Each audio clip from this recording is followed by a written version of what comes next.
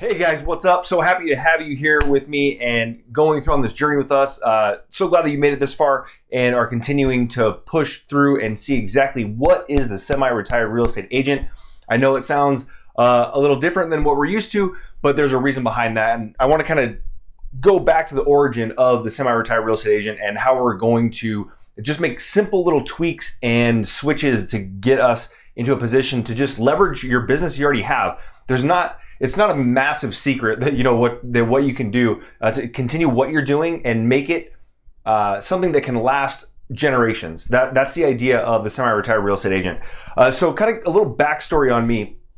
I was a real estate agent. Well, actually, before I became a real estate agent, I was a hookah boy. Yes, I loaded bowls. Brought them out to people at a bar here in Las Vegas, and every week, this guy would come up and be like, "Hey, Brandon, can you pass the real estate exam? Can you pass the real estate exam?" And I'm like, "Sure." And he goes, "You'll make six figures effortlessly." So as soon as he said that, I shut it off. I was like, "I don't believe what you're saying. I can't trust that." So he kept coming in, and finally I took it as a challenge. So I went in, took my real estate exam, waited for him to take me under his wing, and what happened? Poof, gone. I don't know. I didn't hear from him until about a year ago. And I didn't even hear from him. I saw him in the news because he was doing something shady, got himself in trouble, and it's probably best that I did not pursue that career path with him because that's where he ended up obviously doing something that wasn't great. But anyways, I got into the business, got into a couple different brokerages, kind of moved my way around and found myself at 100% brokerage. It was great. It was awesome. I was in 100% of all my stuff, but it was also just all my stuff. So I started thinking about, I want to become a broker. I want to be able to be compensated for me helping other agents and putting people into position to grow their business. Well, I started kind of doing that. I had a little bit of a struggle with actually taking commissions. As a team leader, I was taking 50% of the commissions from agents that were on my team, and it was kind of I felt a little dirty, to be honest.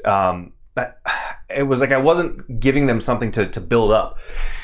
And so as I continued moving through that, I started thinking, okay, well, maybe I'll become a broker, kind of doing that kind of thing. I still had it. I was 100% brokerage. I got to that point where I was like, all right, I need to make a move. I needed to do something more, and I wanted more. And that was the plan, to become a broker. And because honestly, what I wanted to do was, and you'll find out in the first chapter of the book when I talk about legacy, why legacy is paramount to me. Why is that? It's because of the story of the funeral and me walking out of my mother's funeral and just this massive line and what the impact that she made on lives. That's what I wanted to do.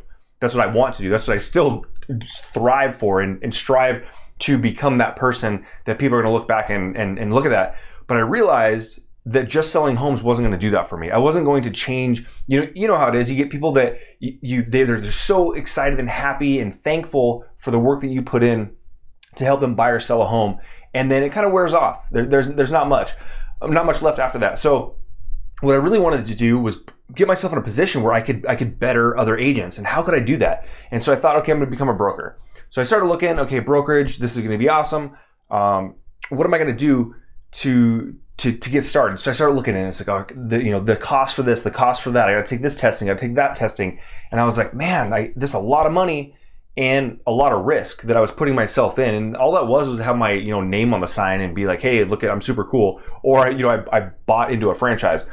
So as I started going down that route, I started thinking, man, I don't know if this is for me. And then I started getting agents calling me for broker questions. I was top producer in my brokerage, and I would get people, constantly calling me, and I'm like, man, I don't know that I want to do these little, tedious. I don't want to answer a contract question, and that's how I felt that I would be as a broker, answering contract questions. I want to answer a question that is going to put this person to double their business or triple their business or whatever it is. Give them another income stream, revenue stream, just something that was more than just answering technical questions. That I didn't want to do that. I wanted to stimulate thought, inspire, get people to really get out there and become, true entrepreneurs and be able to really have a quality business where they're helping others while they're helping themselves and while I'm helping them. So that's kind of what I wanted to do. And again, I knew that just selling homes wasn't going to get me where I wanted to go. At certain points, I want to be the guy that sells 50 homes, 100 homes, all that stuff. And then it hit me where that's not where I was. I would rather build up other agents to hit those goals and things like that.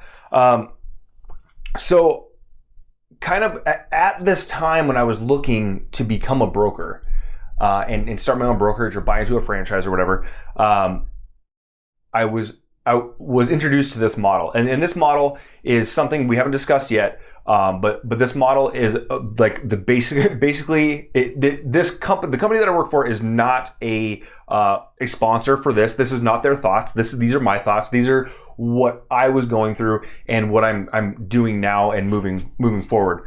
So when I got into the brokerage, I saw the opportunity and I said, I can do all this stuff. But as a broker or just a team leader of the traditional model, I would be limited geographically to where I could grow.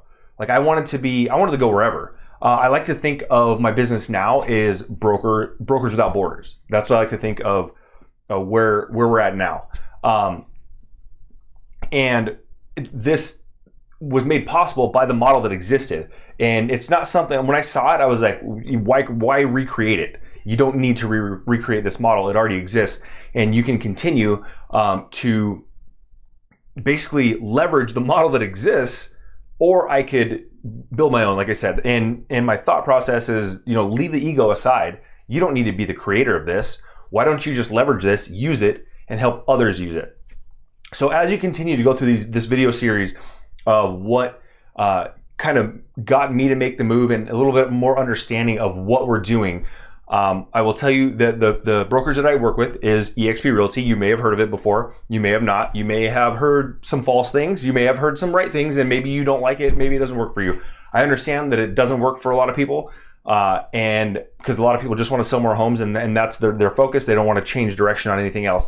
I have found that eXp has offered way more than I ever thought possible, especially now that I have agents in over 14 states and 4 provinces. So I'm technically getting paid on transactions within 2 countries. And so that is where my mind went, was not only am I getting paid in those countries, or in 2 countries and multiple states obviously, but I'm getting people that are sending me texts and emails like, hey, Tex, here I am, hashtag, RevShare, here I am in Hawaii. All that stuff that's being made possible because all they did was leverage their existing business and now are being able to do what they've always done, but just add a small little tweak and little element that has turned them into an income producer while they sleep. And to me, it was a no-brainer. Again, I know not everyone will, jump on this and or even understand it or even want to be. But when I talk about the semi-retired real estate agent, the semi-retired real estate agent is not about being a part-time agent. It is about having full-time freedom. And what's funny is I'll end this with a quick little story about what happened to me just a few weeks ago. And my wife and I went on a trip to St. George, Utah, which is a couple hours away from here, here in Vegas. And she was out. She's actually joining the team as well, but she was out taking her real estate exam. And I went to just down the street from the hotel. I walked over to this this brewery, and I went there and I had a beer. And she walks in after taking her test, and she sees me having a beer like on Monday at noon. And I look at her and I go, you know what? I was like, why I'm having a beer on Monday at noon? And she's like, why? I go, because I'm a semi-retired real estate agent. And she's like, oh, you're so stupid, all that stuff, but whatever. But that's the idea of it. It's not about, like, the semi-retired real estate agent is about getting yourself in position to make money when you're not closing a deal, being able to go to your kids' soccer games, not having to be at that open house on a Sunday when your friends are all watching football or having a barbecue, missing the birthday party, all that stuff because you needed to go show a property, because you needed to have that next deal. Because after you close one deal, you're unemployed until you close the next one, right?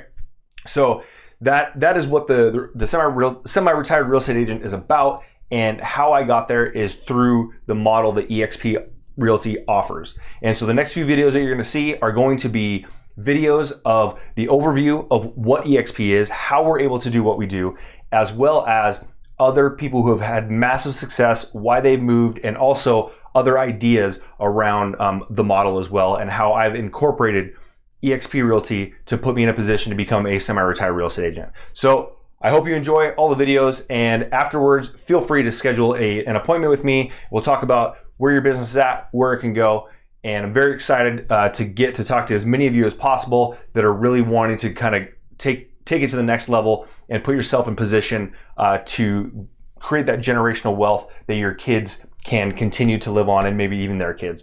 So can't wait to see you guys in there. Look forward to it. Have a great one.